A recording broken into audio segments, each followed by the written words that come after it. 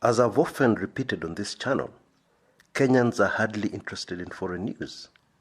And quite often, foreign news includes what is happening in our immediate neighboring countries. Countries that are supposed to be very close to us in the East African community.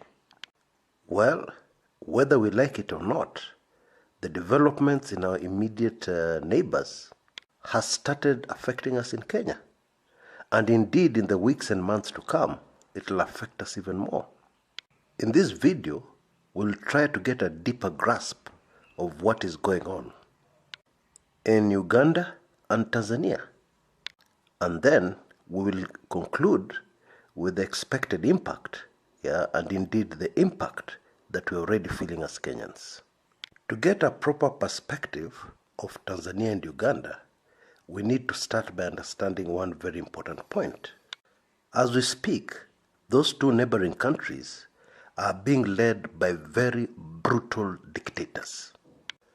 Dictators who are so brutal that they make Kenya, with all the problems, very serious problems we are facing, look like a very advanced democratic first world country.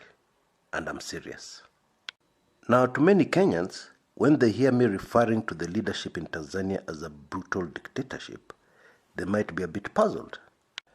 But may I remind you that most dictatorships come to power with a populist agenda. They appeal to the masses. They claim to be fighting for the rights of the masses. And they use something called propaganda very effectively.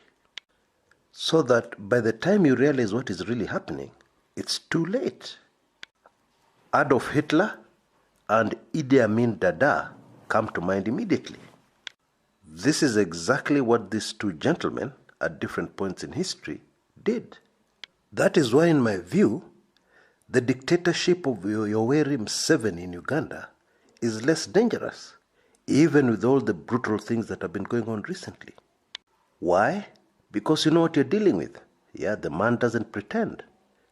However, you have a much more dangerous dictatorship in Tanzania, a chini ya maji operation, where people are smiling even as journalists disappear, and the cars belonging to opposition kingpins are being sprayed with bullets by persons unknown. And meanwhile, people are saying